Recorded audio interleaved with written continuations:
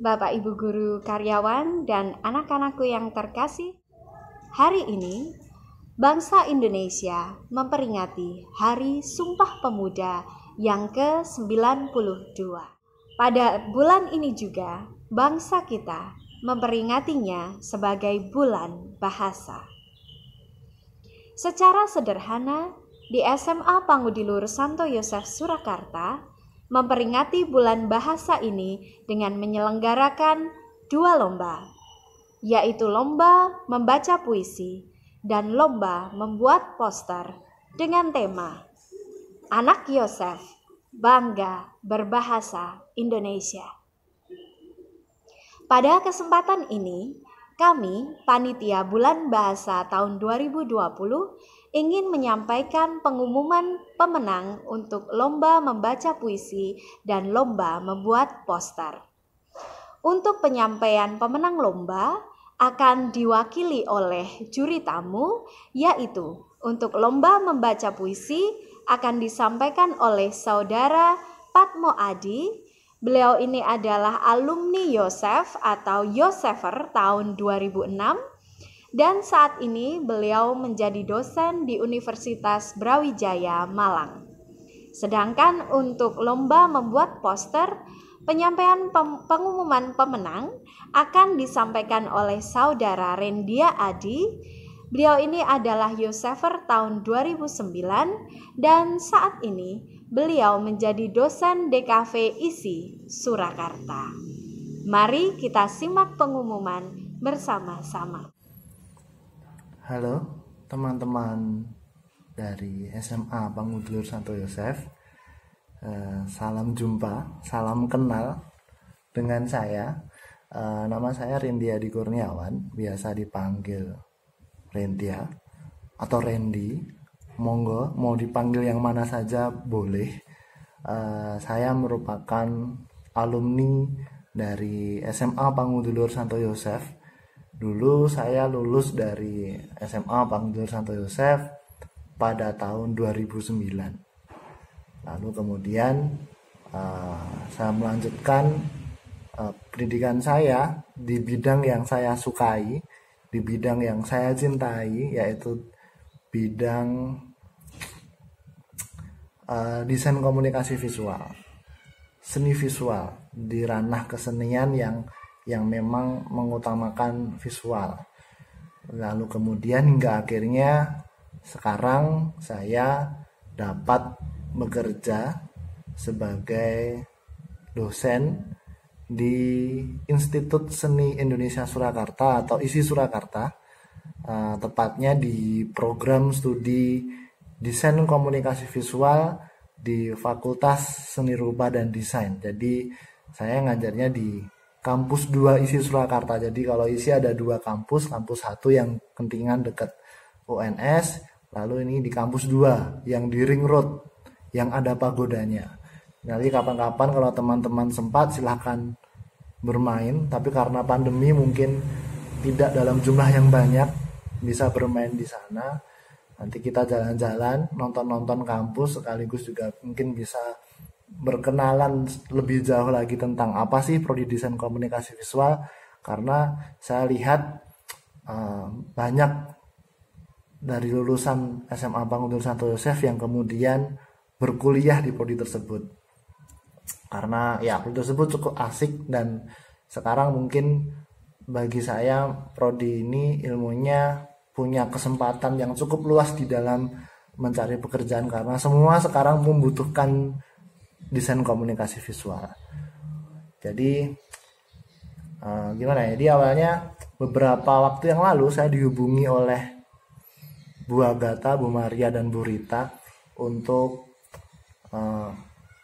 diminta untuk membantu menjadi juri, membantu menilai di dalam lomba poster dalam rangka memperingati bulan bahasa di SMA Pangudilur Santo Yosef. Maka sebagai alumni yang dulu juga pernah mengalami ikut lomba bulan bahasa di Yosef, saya pun langsung dengan senang hati mengiyakan. Di satu sisi saya juga ingin kemudian bernostalgia kembali gitu, seperti apa sih, apa bedanya dulu dan sekarang gitu. Karena dulu juga saya pernah mengikuti lomba semacam ini di Yosef itu, lomba bulan bahasa, bulan kitab suci juga kita rutin menggelar acara tersebut selama saya bersekolah di sana.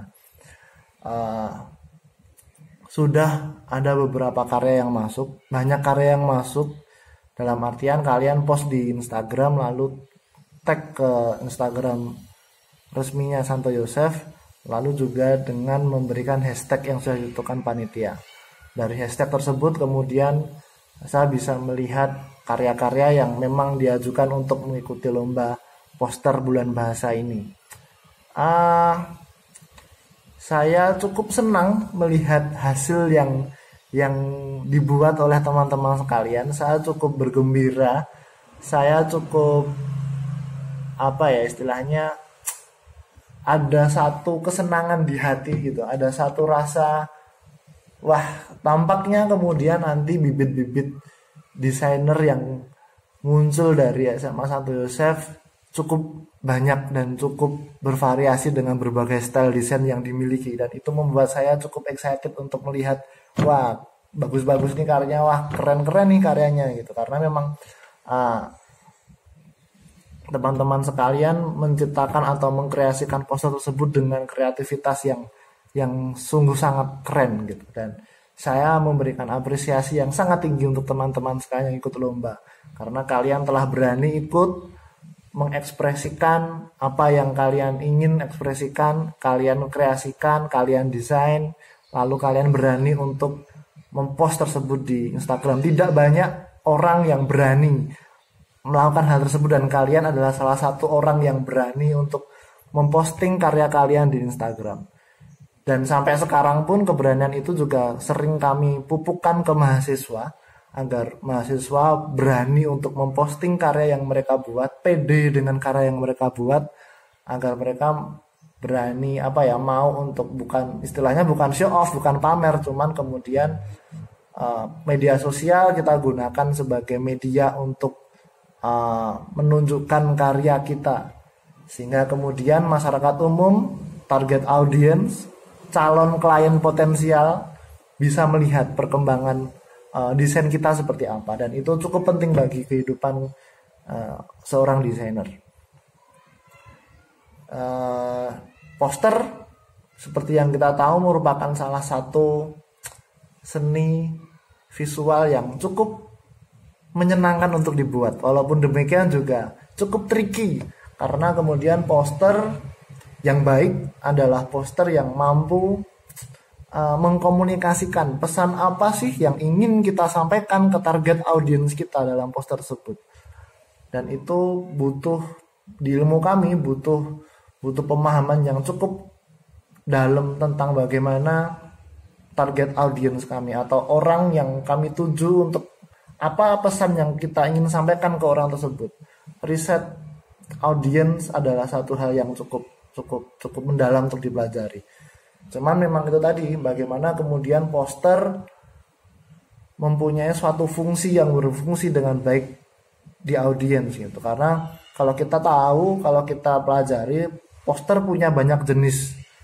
Ada poster dagang, ada poster ilmiah, ada poster populer, dan banyak sekali poster-poster yang ada, dan mereka mempunyai fungsi-fungsi yang spesifik sendiri-sendiri. Akan tetapi yang utama adalah bagaimana kemudian poster tersebut mempunyai nilai persuasif ke audiens, ke target audiens kita. Ada semacam nilai-nilai yang membujuk untuk melakukan apa yang kita sampaikan di poster itu. Kalau misal itu poster dagang, poster produk, tentunya membujuk audiens atau mempersuasi audiens untuk membeli dagangan atau produk yang kita jual. Kalau poster seperti ini ada himbauan atau poster yang menyerukan sesuatu, adalah membujuk atau mengajak masyarakat, mengajak target audiens kita untuk melakukan apa yang kita serukan. Pakai bahasa Indonesia dalam kegiatan sehari-hari, hargai budaya daerah. Nah, itu adalah satu hal yang kita serukan, dan kita mengharapkan target audiens itu terpersuasif, terajak untuk melakukan apa yang kita serukan, dan itu merupakan salah satu fungsi poster yang sampai sekarang memang menjadi fungsi utama dari poster.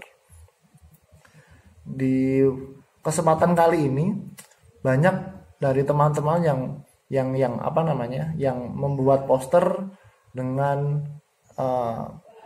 banyak merangkai kata. It's okay, tidak masalah, karena memang tidak ada batasan tertentu bagaimana poster tersebut harus dibuat sekarang di era seni postmodern. Tapi kemudian kembali harus diingat bahwa poster yang baik adalah poster yang bisa dibaca dengan mudah. Jadi tingkat keterbacaannya mudah.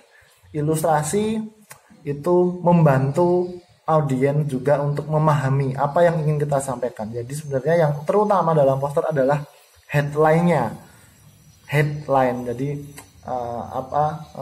atau ungkapan atau kata-kata yang kita sampaikan ke audiens untuk audiens mengikuti apa yang kita serukan. Dan itu kalau misal dipahami atau dipelajari dengan cukup dalam adalah kata-kata yang cukup mungkin bisa dibilang cukup provokatif atau menggigit untuk bisa kemudian audiens ikut dengan kita atau melakukan apa yang ingin kita serukan ke audiens. Di poster teman-teman banyak yang sudah seperti itu dan saya sangat mengapresiasi. Visualnya juga oke-oke, keren-keren. Dan bagi saya, bagi tim Dewan Juri sekalian, kita sudah berdiskusi, semuanya adalah pemenang. Semuanya adalah orang-orang pemenang karena kalian adalah orang-orang yang berani unjuk gigi dalam membuat poster. Akan tetapi dalam lomba tentunya pasti harus ada pemenangnya, harus ada yang menang. Untuk itu kemudian kita ambil 3 pemenang yang tampaknya mewakili per kelas. Ada kelas 10, ada kelas 11, ada kelas 12. Dan kalau dilihat dari perolehan poinnya, ini cukup tipis, cukup apa ya, tidak ada jarak yang terlalu jauh antara poin satu dengan poin yang lain. Cuman kemudian tetap kemudian kita susun berdasarkan jumlah poin terbesar hingga terkecil ya, dan kita ambil 3 terbesar. Langsung saja mungkin saya umumkan untuk pemenang lomba poster bulan bahasa SMA Santo Yosef dari kelas 10. Ini keren dengan total nilai 257. Dari kelas 10 IPS 2 atas nama, wah susah nih, Irlin Livia. Irlin ya bacanya, Irlin Livia. Selamat bagi Irlin, karyamu keren. Ditingkatkan lagi bagaimana kemudian nanti menyusun layout poster yang baik, nanti bisa dipelajari. Ilmu di DKV sudah sangat mudah dicari di Google. Zaman sekarang internet ya, kita memanfaatkan internet. Bagaimana kemudian dari internet kita punya hal untuk dipelajari, sesuatu hal yang positif. Itu tadi, selamat sekali lagi untuk Irlin Livia dari kelas 10 IPS 2. Lalu kemudian yang kedua dari kelas 11 IS 3 dengan total nilai 259. Dikit kan, tipis, atas nama, wah ini namanya bagus, Lentera Pradyuma. Selamat buat Mas, ini Mas apa atau Mbak ya, untuk Lentera Pradyuma dari 11 IS 3 dengan total nilai 259. Lalu kemudian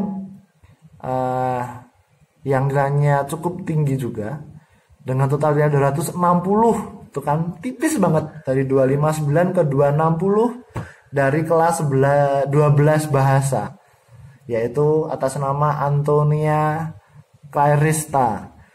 Selamat bagi Antonia Clarista dari kelas 12 bahasa dengan total nilai 260. Postermu keren. Semuanya posternya keren, cuman ya ini tadi kita harus memilih 3. Selamat bagi para pemenang.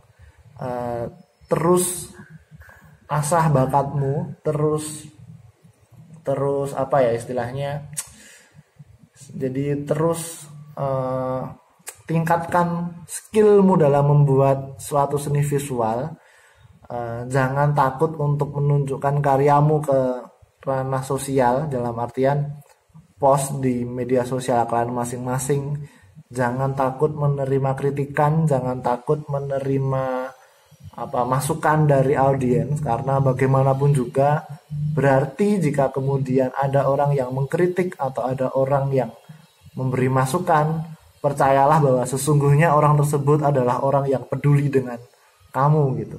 Jadi jangan merasa ngedrop atau ngedown ketika kita mendapat kritik. Justru mungkin malah itu menjadi satu cambuk semangat bagi kita untuk meningkatkan level kita ke level yang lebih oke lagi. Begitu. Terima kasih atas waktunya. Terima kasih untuk SMA Pangudur Santo Yosef beserta guru-guru yang telah memberikan kesempatan bagi saya untuk dapat berpartisipasi, ikut serta dalam penilaian lomba poster di bulan bahasa lagi ini. Lalu kemudian juga saya mengucapkan selamat bagi para pemenang. Bagi yang belum menang, jangan putus asa, jangan putus harapan. Karya kalian adalah baik, karya kalian itu keren-keren. Jangan merasa rendah diri. Tetap kemudian bagaimana kembangkan talenta yang telah kalian miliki. Karena saya masih ingat betul bahwa saya sampai pada posisi sekarang pun karena didikan dari guru-guru dari SMA Pangudur Santo Yosef, di mana guru-guru terus mendukung saya dengan apa yang saya suka gitu ya. Jadi kalau kita mungkin melihat stereotip guru, kadang ada yang ngapain sih gambar aja gede mau jadi apa gitu kan. Stereotip guru-guru di luar sana, tapi tidak dengan guru-guru dari SMA Santo Yosef. Guru-guru SMA Santo Yosef adalah guru-guru yang mengajar, yang bekerja dengan sepenuh hati. Mereka tahu bagaimana kemudian yang terbaik bagi murid-muridnya. Jadi kalian semua di sini sangat beruntung dididik oleh guru-guru di SMA Pangudur Santo Yosef. Begitu. Terima kasih sekali lagi. Tetap semangat dan jangan pernah menyerah. Oke, salam di Panser Hati. Terima kasih.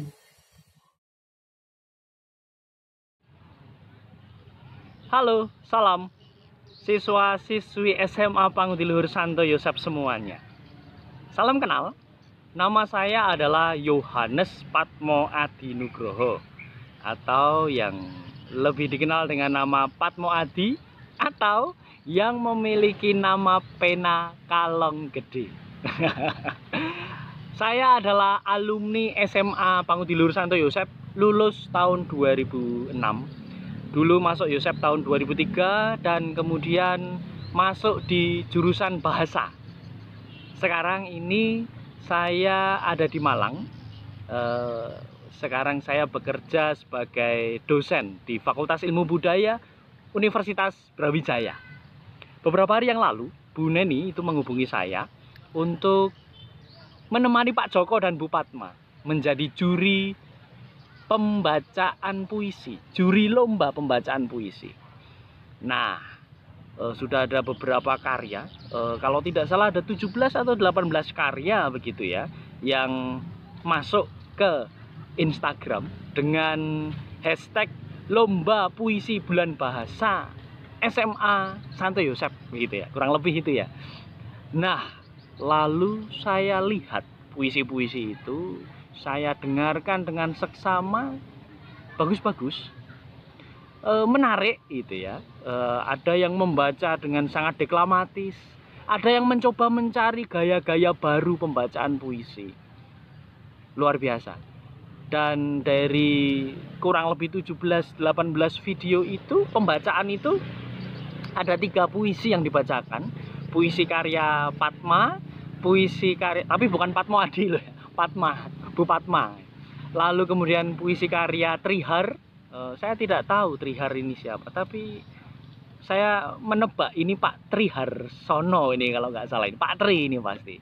Dan kemudian saya sendiri juga terkejut, ternyata puisi ketiga itu adalah puisi saya. Ada 2 orang yang membaca puisi saya sendiri. Nah, padahal kenapa kok terkejut lah? Karena puisi saya itu susah teman-teman, panjang dan susah. Tapi ternyata ada yang berani membacanya dan cukup menarik juga membacanya. Lalu yang kedua, yang menarik adalah musiknya. Ada yang memakai musik jadi untuk kemudian dengan cerdik begitu menerjemahkannya dan mengawin silangkannya dengan puisi yang ada.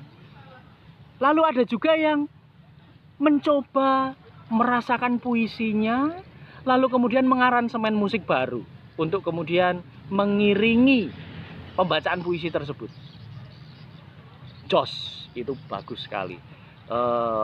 Saya mencoba mendengarkannya, itu sangat terasa dan memberi nyawa selain dibacakan ya pada puisinya. Selain puisinya itu dibacakan untuk hidup, lalu ada pemberian musik itu membuat puisinya lebih hidup lagi, membuat pembacaan puisinya lebih hidup lagi.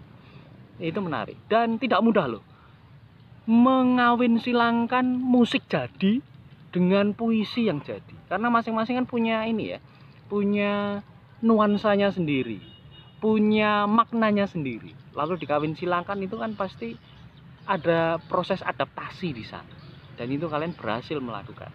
Juga yang mereka yang mengaransemen musik baru, itu juga tidak mudah. Saya yakin itu tidak mudah, apalagi pemusiknya lebih dari satu orang ya, itu tidak mudah. Lebih susah lagi karena kalian kerja sendiri-sendiri dari rumah. Wah, itu luar biasa teman-teman, sungguh itu luar biasa, sangat mengapresiasi. Lalu soal pembacaan itu juga menarik. Ada yang membaca dengan sangat deklamatis begitu ya, dan memang ada puisi yang cocok dibacakan dengan cara deklamatis, terutama puisinya Bu Padma itu ya, itu sangat pas dibacakan dengan cara deklamatis semacam itu. Lalu ada puisi yang sebenarnya lebih asik kalau dibacakan dengan santai, dan itu ada yang membacakan dengan santai. Itu terutama puisinya Trihar, itu kalau dibacakan dengan santai itu pesannya akan lebih masuk. Itu seakan-akan kalau saya membayangkan itu ya, itu adalah puisi yang dibacakan sambil ngopi, sambil santai gitu, sambil ngobrol sama teman gitu. Terus kemudian saya cukup apresiasi juga kepada teman-teman yang berani mengambil puisi saya, karena saya sendiri tahu itu puisinya susah. Saya juga tidak menyangka itu akan dipakai.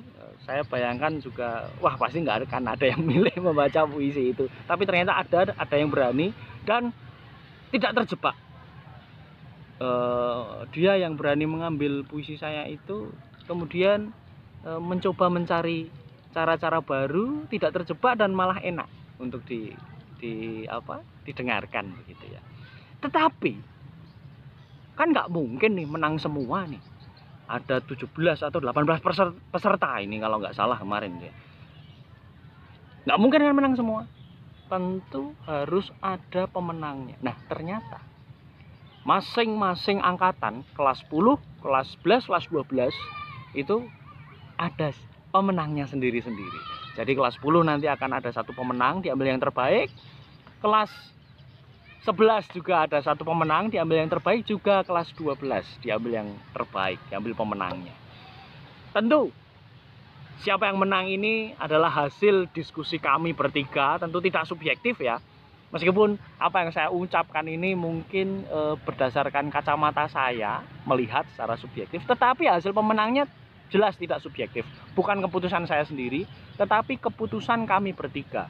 Saya, Bu Padma, dan Pak Joko. Sudah ada diskusi di antara kami, dan juga kami sudah mengutarakan pandangan kami masing-masing. Dan dari rapat terbatas Dewan Juri ini keluarlah 3 nama. Dan tentu aku yakin kalian sangat menunggu-nunggu 3 nama ini. Langsung saja ya, saya bacakan siapa 3 nama ini, mulai dari kelas 10 dulu.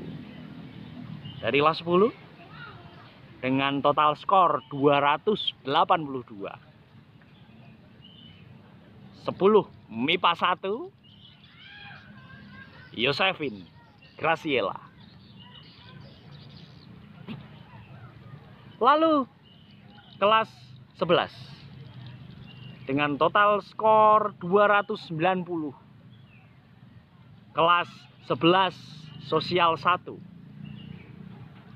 Virginia Putri Saskia. Dan yang terakhir kelas 12 dengan total skor 282 Wilda, dan Daud. Sekali lagi selamat buat para pemenang, Yosefin Graciela, Virginia Putri Saskia, Wilda, dan Daud. Semoga pengalaman ini memberi kalian motivasi untuk terus berproses mengisi masa muda kalian. Saya Patmo Hadi, undur diri. Sampai jumpa secara virtual maupun secara daring di Solo maupun di Malang. Bye-bye. Ya, itu tadi pengumuman pemenang dari para juri. Selamat kepada para pemenang. Namun pada kesempatan ini saya juga ingin menyampaikan pengumuman pemenang favorit pilihan guru dan karyawan SMA Pangudiluhur Santo Yosef Surakarta. Juara favorit lomba membaca puisi diraih oleh perwakilan 12 MIPA 2 atas nama Daud dan Jovina Wilda. Sedangkan untuk juara favorit lomba membuat poster diraih oleh perwakilan 12 Bahasa dan Budaya atas nama Antonia Claresta. Sekali lagi selamat kepada para pemenang. Pada kesempatan ini pula, perkenankan saya untuk menyampaikan terima kasih kami panitia kepada pihak sekolah yang telah mendukung terselenggaranya Lomba Bulan Bahasa tahun 2020 ini. Terima kasih juga kepada segenap panitia, yaitu seluruh guru bahasa SMA Pangudiluhur Santo Yosef Surakarta. Terima kasih kerjasamanya. Dan tak lupa juga secara khusus saya ingin mengucapkan terima kasih kepada para juri Lomba Bulan Bahasa tahun 2020, yaitu untuk lomba membaca puisi ada Ibu MF Dwi Padma Indawati, Bapak Paulus Joko Susilo, dan Saudara Patmo Adi. Sedangkan untuk lomba membuat poster ada Bapak Franciscus Triharyatmo, Bapak Karolus Leta, dan Saudara Rendia Adi. Terima kasih banyak atas bantuan dari Bapak Ibu semua. Yang terakhir, tidak lupa saya juga ingin mengucapkan terima kasih kepada para peserta didik kelas 10, 11, 12 perwakilan kelas yang telah berpartisipasi dalam Lomba Bulan Bahasa tahun 2020 ini. Tentu saja juga bersama para wali kelasnya. Terima kasih banyak atas partisipasi kalian. Sampai jumpa di Bulan Bahasa tahun depan, tahun 2021. Mohon maaf apabila dalam penyelenggaraan Bulan Bahasa tahun ini masih banyak kekurangan. Salam sehat.